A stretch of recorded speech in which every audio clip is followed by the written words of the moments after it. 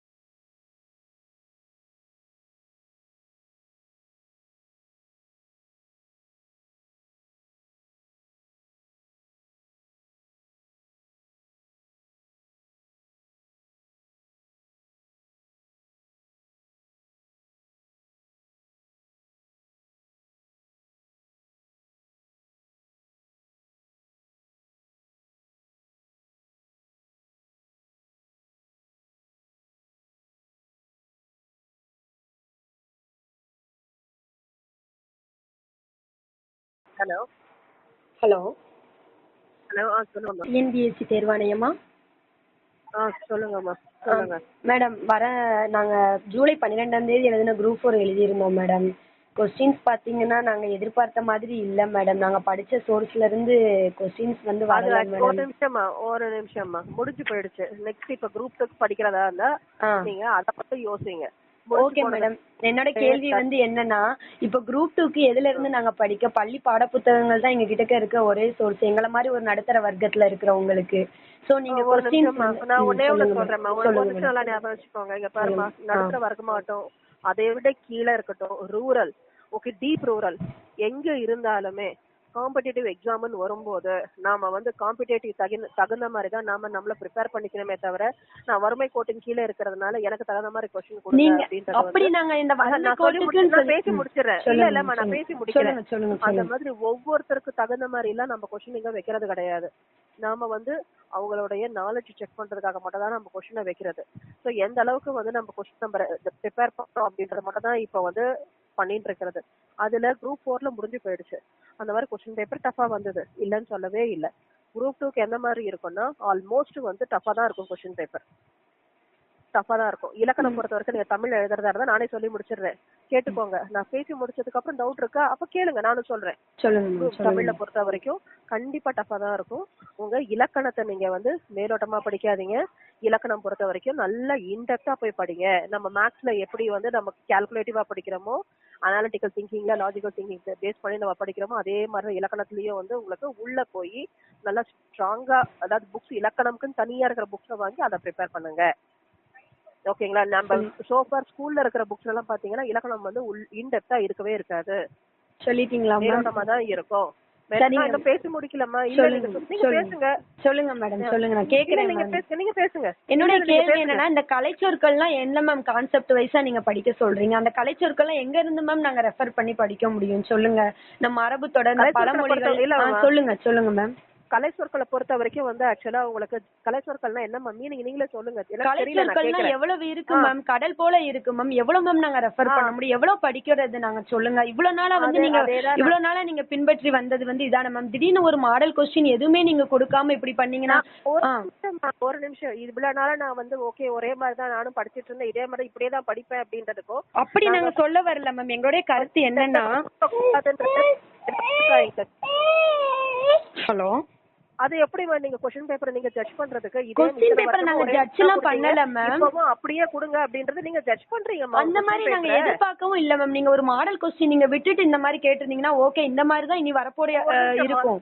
அது இல்ல, model question paper விட்டுட்டா மாடல் क्वेश्चन பேப்பர்ல இருக்கிற ஒரு 100 क्वेश्चन வந்து ஓகே டஃபா இருக்குன்னா அந்த 100 क्वेश्चन நீங்க நெக்ஸ்ட் என்ன தெரியுமா கேப்பீங்க? அந்த மாடல் क्वेश्चन 100 क्वेश्चन எங்க இருந்து கேட்டீங்கன்னு தான் கேப்பீங்க. கரெக்ட்டா? சோர்ஸ் தான மேம் நம்ம கேட்க முடியும். இவ்வளவு நாள் அந்த சோர்ஸ் தான மேம் கேக்குறோம். நாங்க வேற எதுமே கேட்கல. இது படிக்க மாட்டோம் அது படிக்க மாட்டோம்னு சொல்லல. நீங்க இலக்கணத்துக்கு எவ்வளவு ஏகப்பட்ட புத்தகங்கள் இருக்கு மேம். இலக்கணத்துக்கு நீங்க சொன்ன மாதிரி எவ்வளவு புக்ஸ் மேம் நாங்க தேடி படிக்க முடியும்? நீங்களே சொல்லுங்க மேம். டிகிரிக்கும் அப்படிதான் இருக்கு. டிகிரிக்கு அப்படிதான் மேம் இருக்கு. இது நாங்க டிகிரிய பத்தி நாங்க சொல்லல. நாங்க குரூப் அப்படிதான் நம்ம படிக்கணும். குரூப் 2 விடுங்க மேம். இனி வரக்கூடிய குரூப் 4க்கு எப்படி மேம் நாங்க தேர்வுகள் தயாராகிறது அது சொல்லுங்க மேம். எனக்கு அந்த கேள்விக்கு பதில் நீங்க குரூப் 2 விடுங்க மேம். இனி வர குரூப் 4க்கு குரூப் 4 காடாலும் சரி நாங்க சோர்ஸ் வந்து இந்த சோர்ஸ்ல இருந்து படிங்க அப்படின்னு சொல்லிட்டு இது வரைக்கும் டிஎன்பிஎஸ்சி ஏதாவது உங்களுக்கு நோட்டிபிகேஷன்ல எந்த இடத்துலயாவது சொல்லியிருக்கா அப்படின்ற பட்சத்துல அத வந்து நீங்க நல்லா நீங்க ஸ்கிரீன்ஷாட் எடுத்து இந்த சோர்ஸ்ல 10th புக் வரைக்கும் தான் நீங்க சொல்லிருக்கீங்க அப்படின்றத வந்து நீங்க போட்டோ எடுத்து அனுப்புங்கம்மா. ஆனா நீங்க சொல்ற பதில் வந்து உண்மைக்கு ஏத்துக்கிற மாதிரியே இல்ல மேம். உண்மைக்கு ஒரு தேர்வர்கள் வந்து எவ்வளவு பேருக்கு ஒரு நிமிஷம் இங்க பாருங்க, நாங்களும் அந்த எக்ஸாம்ஸ்ல எழுதிட்டு தான் வந்திருக்கோம். புரியுதா? நீங்க படிக்கும்போது எப்படி மேம் இருந்தது? மனசாட்சி விரோதமா பேசாதீங்க. நீங்க படிக்கும்போது எப்படி மேம் இருந்தது? பாருங்கம்மா, இங்க மனசாட்சி இருங்க, மனசாட்சி இல்லாம இருக்கட்டும். ஒன்னே ஒண்ணுதான், நீங்க பேசுற ஒரு பதவியில உட்கார்ந்து இருக்கிறதுக்காக நீங்க இப்படி பேசக்கூடாது மேம். எவ்வளவு பேரு நாங்க கஷ்டப்பட்டு நாங்க இது பண்ணிட்டு வர்றோம் சொல்லுங்க. இந்த சோர்ஸ் தானே இந்த ஸ்கூல் புக்ஸ். நீங்க பழைய புக்ல இருந்து கேட்டீங்க, பழைய புக்ஸும் ரெஃபர் பண்ணோம். பொது தமிழ் சிறப்பு தமிழ் சொன்னீங்க, அதையும் நாங்க ரெஃபர் பண்ணோம். இப்ப எங்க இருந்து கேக்குறீங்க? நாங்க படிக்க தயாரா இருக்கோம். எங்க இருந்து கேக்குறீங்கன்னு தெரியல. ஒரு லைப்ரரிக்குள்ள போனா தமிழ் வந்து எவ்வளவோ இருக்கு மேம். நீங்க எல்லாமே இது எல்லாத்தையும் சேர்த்து வச்சு உங்க ஆதங்கத்தை எங்க கிட்ட போன்ல நீங்க பேசி உங்க எனர்ஜியும் வேஸ்ட் ஆகுது. நாங்க சொல்லி புரிய வச்சாலும் உங்களுக்கு வந்து இல்ல மேம். நீங்க சொல்றது வந்து ஏத்துக்கிற மாதிரி இல்ல மேம். நீங்க உங்க பதவியில உட்கார்ந்து நீங்க பேசுறீங்க. நான் அப்படி ஏத்துக்கிற மாதிரி உங்களோட குரலா மட்டும் நான் கேட்கல மேம். உங்களோட மேம் இது வந்து என்னோட குரலா நான் ஏத்துக்கல. நான் வந்து எல்லார்கிட்டயும் ஒட்டுமொத்தமா வைக்கிற ஒரு கோரிக்கையா தான் அதை கேக்குறேன். ரெஃபரன்ஸ் புக் எங்களுக்கு எங்கன்னு சொல்லுங்க. மெயில்ல வைங்கம்மா. உங்க ஒட்டுமொத்த கோரிக்கையை சேர்த்து மெயில்ல வச்சீங்கன்னா அதை நாங்க எடுத்துட்டு போய் ஒரு ப்ரூஃபா எடுத்துட்டு போய் நாங்க ஹையர் அபிஷியல்ஸ் கிட்ட கொடுப்போம். நீங்க என்கிட்ட பேசி அதை நாங்க வந்து சொன்னாலும் எடுபடுறதுக்கு கேண்டிடேட் கேட்டதுன்னா அவன மெயில் அனுப்ப சொல்லுங்க. அவங்க அததான் எங்க கிட்ட கேட்பாங்க. நாங்க மெயிலும் போட்டாச்சு மேம். அதற்கு சரியான பதில் வரல மேம். எங்களுக்கு மெயில் அனுப்பியாச்சு மேம். கால் பண்ணியும் கேக்குறோம். எங்களுக்கு வந்து எங்க படிக்கணும்னு ஒரு இது சொல்லுங்க அப்படின்னு தான் மேம் சொல்றோம். சொல்லுங்க மேம். சரியான பதில் வரல, டிஎஸ்சில இருந்து சரியான பதில் வரல அப்படிங்கறீங்க இல்லையா? அப்ப நான் மட்டும் அப்ப என்ன பதில் சொல்லணும்? நீங்க தான் மேம் எங்களுக்கு மேம் உங்க மெயிலே வரல. கால் பண்ணும்போது நீங்களும் சரியா சொல்ல நாங்க என்ன பண்ண முடியும் சொல்லுங்க? வேற வழினா என்ன? வேற வழினா என்ன? படிங்க. இலக்கணம் நீங்க இன்டெப்தா படிக்க நீங்க சொல்றீங்க மேம். இலக்கணம் வந்து நீங்க வந்து சொல்ற இந்த புணர்ச்சி விதி அதெல்லாம் நாங்க இன்டெப்தா படிக்க ரெடி தான். அதுல எந்த மாதிரி கான்செப்ட் இப்ப மேத்ஸ்ல வந்து நீங்க வந்து புக்ல ஸ்கூல் புக் சோர்ஸ் தான் கேட்கணும்லாம் நாங்க சொல்ல மாட்டோம். ஏன்னா வந்து இந்த கான்செப்ட்னா இதுதான். ஒன்னே கூட்டினா 2. புணர்ச்சி விதினா உடம்படு மெய் புணர்ச்சி, எல்லா புணர்ச்சியும் நாங்க ரூல்ஸ் எல்லாம் மனப்பாடம் பண்ணிருக்கோம். கலைச்சொற்கள்ல எங்க இருக்கு? பழமொழியில எங்க இருக்கு? இல்ல கான்செப்ட் எங்க இருக்கு? இதான் எங்களோட கேள்வி. அதுக்கு நாங்க எவ்வளவு புக்ஸ படிக்க முடியும்? ஊர் ஃபுல்லா இருக்க லைப்ரரியில ஃபுல்லா இருக்க எல்லா புக்ஸையும் படிச்சுட்டு இருக்க முடியுமா? நீங்க சொல்றது கொஞ்சமாவது நியாயமா இருக்கா? எங்களோட கோரிக்கை இதுதான். question என்ன ஒரு paper, சோர்ஸ் புக் அடுத்த வருஷம் கொடுங்க. பேப்பரை பாருங்க, அப்ப டிஃபரன்ஸ் உங்களுக்கு கண்டிப்பா தெரியும். ஓகேங்களா? இந்த ஒரு தடவை கொஸ்டின் பேப்பர் டஃபா இருக்குன்னு சொல்லிட்டு இதையே நம்ம நாள் பட பேசி பேசி நீங்க இந்த ஒரு முறை மட்டும் தான் சொல்றீங்க. எத்தனையோ பேர் வந்து கனவுகளை விட்டு, எவ்வளவு வேலையை விட்டு, குழந்தைங்களை விட்டு, வளர்க்கறத விட்டு தான் இந்த ஒரு தடவை உட்கார்ந்து படிக்கிறாங்க மேம். அவ்வளவுதான் நான் சொல்லுவேன். நீங்க வந்து நேரத்தை வீணாக்குறத பத்தி நீங்க பேசுறீங்க மேம். எதை நோக்கி போறோங்கிறதே எங்களுக்கு தெரியல. குரூப் 2க்கு இப்ப எதை படிக்கணுங்கிறதே எங்களுக்கு தெரியல. அவ்வளவு ஒரு இதுல இருக்கும், மன உளைச்சல்ல. எவ்வளவு நாள் தூக்கத்தை விட்டுட்டு படிச்சிருக்கோம், எவ்வளவு நாள் நைட்டு பகல் பார்க்காம உட்கார்ந்து படிக்கிறோம். அங்க போகும்போது நம்ம படிச்சு தோத்துட்டா கூட பரவாயில்ல, எங்க இருந்து கேட்டாங்கன்னே தெரியாம இருக்கும்போது எவ்வளவு மன வேதனையா இருக்கும். நீங்களும் ஒரு எக்ஸாம் எழுதானே போயிருப்பீங்க, சொல்லுங்க. ஒரு தேர்வர்களை எங்க மனநிலை நினைச்சு பாருங்க எப்படி இருக்கும்னு சொல்லிட்டு. எங்களோட ஆதங்கம் உங்களுக்கு புரியலையா? நான் உங்களை திட்டல, உங்களை எதுவும் நான் சொல்லல, நான் ஹார்ஸா கூட நான் சொல்லல. என்னோட ஆதங்கத்தை தான் நான் கொட்டுறேன். என்ன நீங்க படிக்கணும்னு சொல்லுங்க, எதை வேணா படிக்க ரெடியா இருக்கும். ஆனா ஒரு சோர்ஸ் புக் கொடுங்க, அதுதான் எங்களோட கோரிக்கை. இது படிங்கம்மா, இதுல இருந்து நீங்க 1000 புக்கு கொடுங்க, 1000 பக்கம் இருக்கிற புத்தகங்கள் கொடுங்க, நாங்க அதை கூட படிக்க ரெடியா இருக்கோம். யார் எதுக்கும் சளைச்சவங்க கிடையாது. எல்லாத்தையும் எவ்வளவோ கஷ்டங்களை தாண்டி தான் இதுக்குள்ள வந்திருக்கோம். இங்க வந்து நீங்களும் இப்படி பண்ணீங்கன்னா என்ன பண்ண? டிஎன்பிசி தான் ஒரு கீழே இருக்க ஒரு தலைமுறையே மாத்தி கொண்டு வருது மேல. எவ்வளவு குடும்பம் கஷ்டப்பட்டு அந்த சாப்பாடு கூட வழி இல்லாம படிச்சு எவ்வளவு பேர் உள்ள போயிருக்காங்க. இப்ப அங்கேயும் அடிச்சாங்கன்னா என்ன பண்ண முடியும் சொல்லுங்க? அதுதான் மேம் என்னோட கேள்வி.